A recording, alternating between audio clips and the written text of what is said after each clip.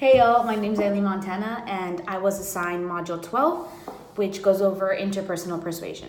So today I will be specifically going over the lowballing concept explained in Chapter 12 in today's presentation. So according to our book, the lowballing concept states that it occurs when the persuader induces someone to comply with the request and ups the ante by increasing the cost of compliance. So basically what that means is that, if you set an expectation towards someone or something and you get that person to interact with that and be like, that's a set thing, and then you ask for more or expect more and have him go towards that. I think that's really what the lowballing concept entails. So the experience that I will be going over today showcases the lowballing concept, but more in a relationship aspect of it all. So let me get right to it. About 2 years ago, I got into this relationship with this one person. And at the beginning stages, we agreed that we were, having fun, experimenting, doing whatever with each other. But we didn't really want a relationship. That's not kind of where we were at. And then a year after us, doing all of that, I really started to develop feelings for this person and falling in love with him. And he didn't really want any of that.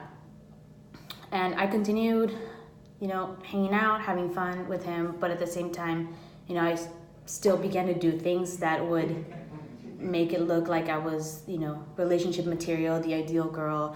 I would do things here and there. So I pushed and I pushed, and we ended up even going on a date. And to me, it was great. To him, it was all right. Like, we were friends, but that was kind of it on his side. I lowballed him because at the beginning we had agreed that we were not looking for a relationship, that this was just simply, hanging out, having fun.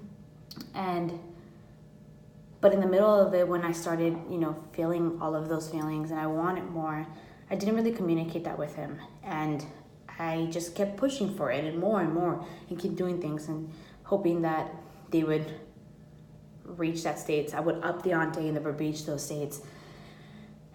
And as more as I pushed and I pushed, I felt like he felt like he had to comply, even though he didn't want to. And because I lowballed him, he kept backing out and not wanting to do anything anymore. Just stay friends, and it kind of hurt us a little bit in the process of it.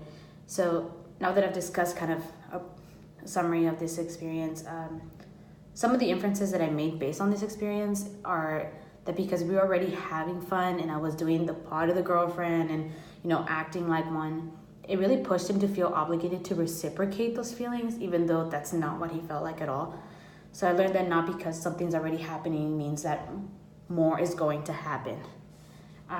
Emotions played a role in the sense because my feelings towards him pushed for more. It made me push for more because I wanted that, because it made me happy.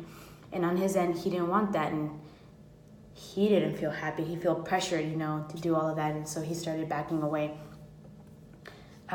So in conclusion, although it was not intentional at first, and I didn't stop it when it did become intentional, I quickly assumed that if I just continued showing him that I could be the best girlfriend, eventually he would reciprocate those feelings. So the lowballing concept manifested unintentionally, but then I acted upon it, and then it became known to me, and I just kept going with it. And if I were to do things differently, I would stay from the beginning, some attainable goals instead of just digging deep into the feelings that I had and forcing him to back off.